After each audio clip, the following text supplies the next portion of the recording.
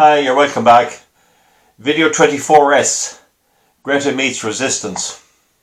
This is on the climate change series, and I want to bring to your attention the comments made by Michelle Sterling, and she's the human resource person at Qualcomm. Now they make semi-state equipment, electronic equipment. They're a bit like Intel, semiconductors and all that. So we'll just have a wee look at her profile here, and then we'll go on to show you what she has to say. And I have to pause this manually, and I'm sorry about that. So here is her profile, Michelle Sterling. There's her photograph a few years ago, I'd say. Michelle Sterling is Executive Vice President of Human Resources for Qualcomm Incorporated. In this role, Sterling has direct responsibility for all human resources functions at Qualcomm, including learning and development, organization, planning, compensation, benefits, employee relations, corporate social responsibility, staffing, employee communications, global inclusion and diversity, social real estate and facilities for over 33,000 employees worldwide. Sterling also serves as a member of Qualcomm's Executive Committee, and throughout her 24 years tenure at Qualcomm, Sterling has provided human resource leadership strategy and support to nearly all areas of the company, including manufacturing, corporate functions and business divisions, as well as new and emerging businesses. During this time, she has also worked on complex business transactions, including acquisitions, joint ventures and divestitures. Most recently, she was the Senior Vice President of Human Resources, where she was the lead for all business partners and oversaw human resource operations, international human resources, employee relations, HR systems, talent analysis and global inclusion and diversity function. Prior to joining Qualcomm, Sterling served in various human resource roles at ABB, Traction and Manpower, both in New York City. So she's currently on the Executive Committee and Board of San Diego Regional Economic Development Corporation. She also serves on the Board of Directors for Digital Turbine. Her previous board services include serving as a board member for Girl Scouts in San Diego and chair of the Board of Directors, serving senior vice chair of the Board of Directors for Occupational Training Services, chair of the Advisory Council for OTS and chair of the Corporate Board of Directors of the San Diego Workshop Partnership. Well, that'll do for now. You can see anyway that she is looks a very nice person, and she was asked to make the video that you're going to now see, and I'm going to just stop this camera here for a second. So sometimes I might be accused of being a bit direct and a bit forceful in my case. I do the best I can, and that's all anyone can do. But this video, I think, brings it home to viewers, that I'm not on my own on this. No matter what each personality is, we're all trying to do something which is unpopular. We're more or less trying to say that they've got this wrong, and this is a huge problem for humanity, and it needs to be sorted out fairly quick. So this is my little part in it. So this is Michelle Sterling's little video now, which I'd ask you to take time to listen to. Hi, I'm Michelle Sterling for Friends of Science Society. On the same day that 16-year-old Gretta Thunberg delivered her impassioned speech to the UN on her claim that there's a climate emergency, a group of 500 qualified scientists and commentators sent the UN Secretary General this registered letter, making it clear that there is no climate emergency. For some reason, despite most major news outlets claiming that they are covering climate now, this has not surfaced as news. That's curious, isn't it? I know that our organization sent the press release to at least 500 media contacts. So maybe it will just reach more people if I just read the message to you. Your Excellencies, there is no climate emergency. A global network of more than 500 knowledgeable and experienced scientists and professionals in climate and related fields have the honor to address Your Excellencies in the attached European Climate Declaration, for which the signatories to this letter are the national ambassadors. The general circulation models of climate on which international policy is at present founded are unfit for their purpose. Therefore, it is cruel as well as imprudent to advocate the squandering of trillions on the basis of results from such immature models. Current climate policies pointlessly, grievously undermine the economic system, putting the lives at risk in countries denied access to affordable, continuous electrical power. We urge you to follow a climate policy based on sound science, realistic economics, and genuine concern for those harmed by costly but unnecessary attempts at mitigation. We ask you to place the declaration on the agenda of your imminent New York session. We also invite you to organize with us a constructive, high-level meeting between world-class scientists on both sides of the climate debate early in 2020. The meeting will give effect to the sound and ancient principle no less of sound science than of natural justice, that both sides should be fully and fairly heard. Audiatur et altera pars. Please let us know your thoughts about such a joint meeting. Now, just to stop it there for a moment, that Latin phrase means let both sides of the argument be heard. Let everyone be heard. Let both sides be heard. And of course, as we know, as she says, only one side has been heard. So we'll get on again. Yours sincerely, ambassadors of the European Climate Declaration. So here are the main points that they made. There's no climate emergency. Climate science should be less political. Natural as well as anthropogenic factors cause warming. Warming is far slower than predicted. Climate policy relies on inadequate models. CO2, carbon dioxide, is plant food, the basis of all life on Earth. Global warming has not increased natural disasters. Climate policy must respect scientific and economic realities. There's no climate emergency. There's no cause for panic and alarm. We strongly oppose the harmful and unrealistic net zero CO2 policy proposed for 2050. If better approaches emerge, we will have ample time to reflect and adapt. The aim of international policy should be to provide reliable and affordable energy at all times and throughout the world. So that is the end of the message sent to the UN by 500 expert scientists and qualified commentators. I sincerely hope this statement will offer young people some peace and comfort. While I respect the desire of so many young people and children to stand up for something, I see that some people are literally frightened into paralyzing anxiety.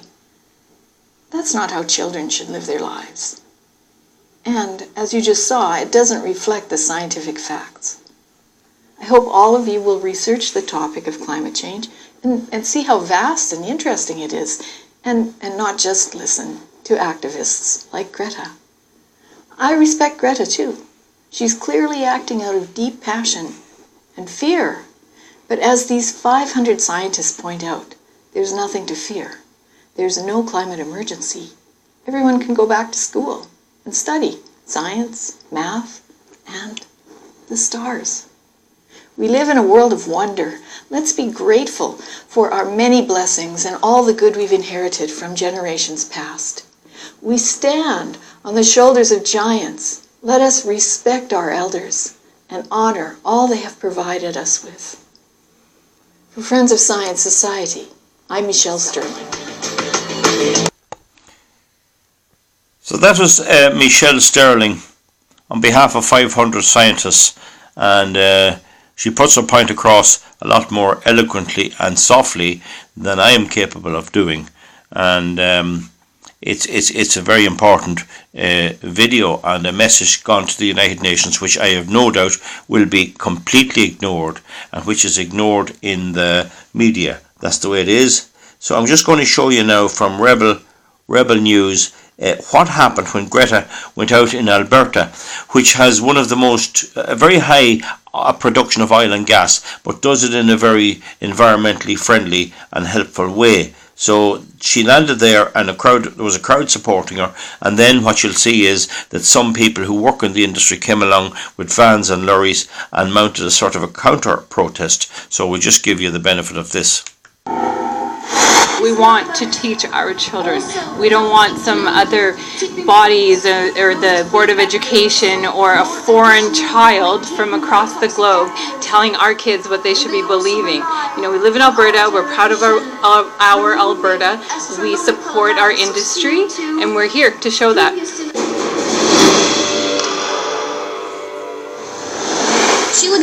Now that gun is it's the woman's name. It's a bit like the auctioneer's gun. It's nothing to do with shooting. It's just her name, Gun, G-U-N-N, okay?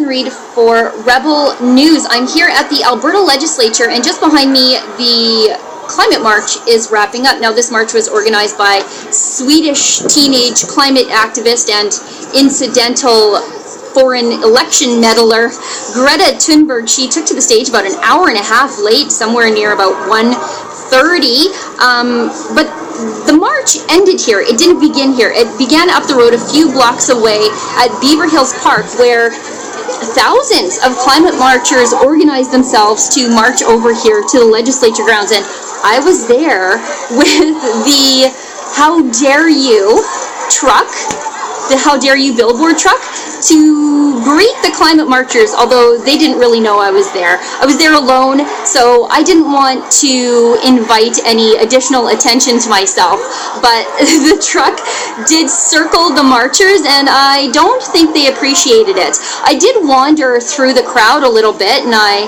wanted to take in some of the sights and sounds and incidentally smells of the climate marchers. There was a heavy Marxist presence there.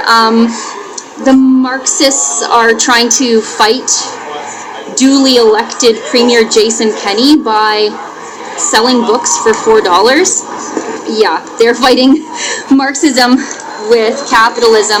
I also encountered a little bit of racism. There was one young lady who seemed to be organizing the protest, and she wanted all the white people at the back. Just watch. Can I get white folks to walk around the back, please?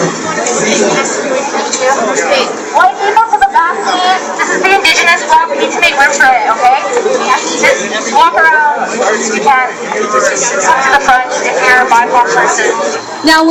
Now, just to explain that to you, for most of my life we have had Dunstores protesters about apartheid. We've had the allegations of racism. We've been taught to treat everybody the same, irrespective of the colour of their skin, which I agree with. And I have been called a racist by these left-wing people on my protests up in Dublin. And yet here we have the organisers of this Greta protest making sure that white people are segregated from black people and coloured people, and that they're put up the back and separated. I presume it's to try and show the media that this is supported by many people of colour, black and Asians and all that.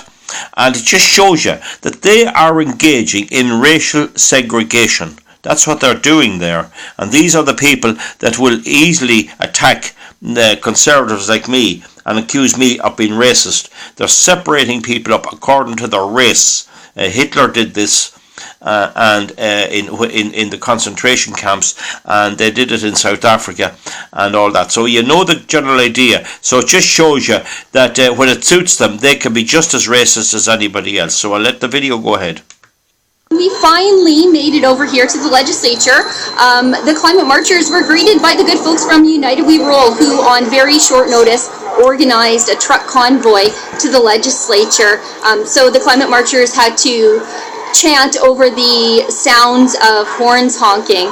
And I ran into some of the good folks from United We Roll on the legislature grounds here, and I asked them why they would come to greet Greta on such unwelcome territory. Just watch.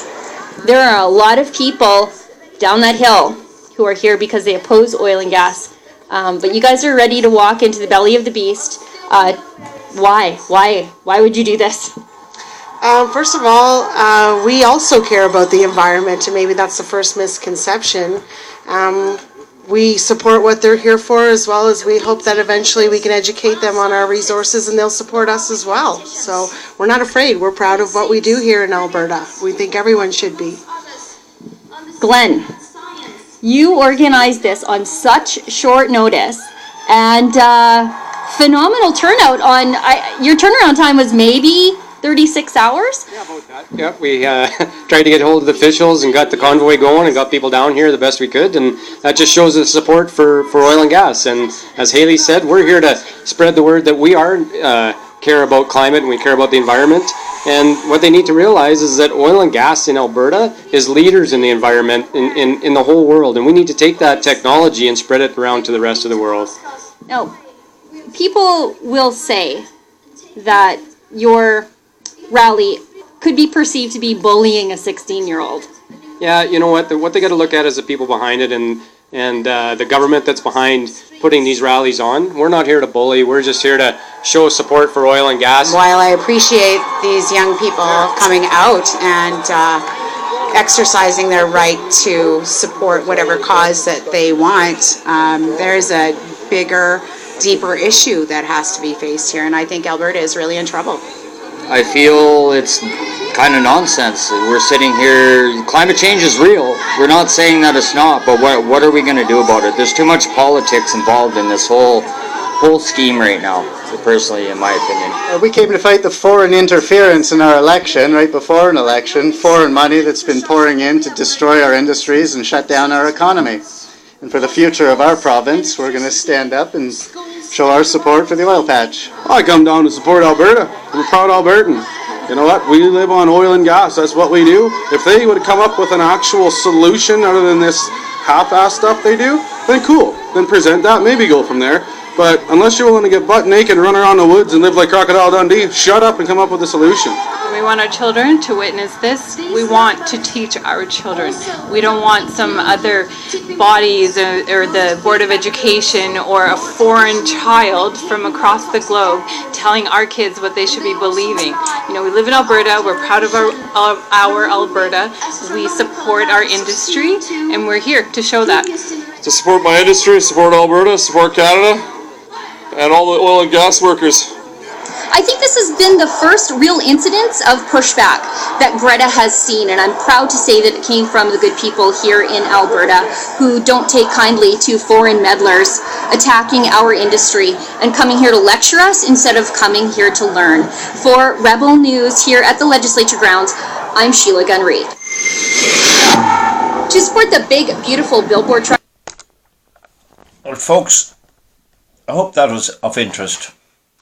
And it's 18 minutes this video is, and it shows you that Alberta in Canada is pushing back, and they did come out to protest against her, and she's not getting it all her own way. And over here, that's not the done thing in Ireland, and we got to start doing things which are not the done thing. This is ridiculous that a school dropout, a girl with mental problems, should be dictating the policy of the world. She has no solutions. You can see from the previous video that she's isolated from any questions and nobody can ask her anything. She doesn't even know what she wants us to do except increase paying taxes.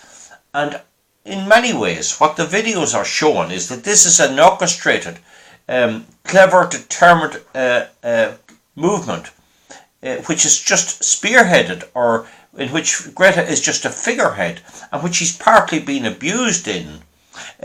To bring about the destruction of our civilization. It's targeted at Europe, at America and at Canada. It's not targeted at China or India, where their pollution is unbelievable. It's confusing pollution with CO2.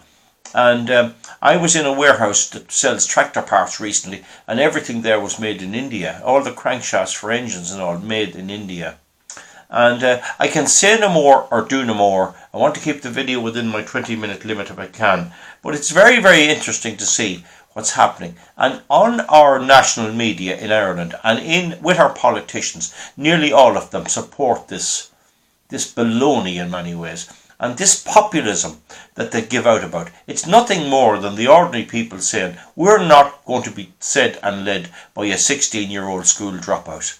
And Greta should get back to school and learn a bit. I don't know how well she'll do. But most girls of her age either have to study and get a career, or they have to go and they have to work for a living. And long ago in Ireland, girls had to go out and hire with farmers and hire with everything, and they had to work. And this concept of having to work for a living was probably alien to Greta.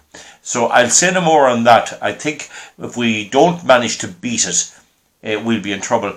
But I think that internationally, we are beating it. It's just that here in Ireland we're a nanny state, and it's a horrible country we live in, and I just want to change it any way I can. So thank you very much for listening in, and I think I'll give Greta a rest at this and come back to something different altogether.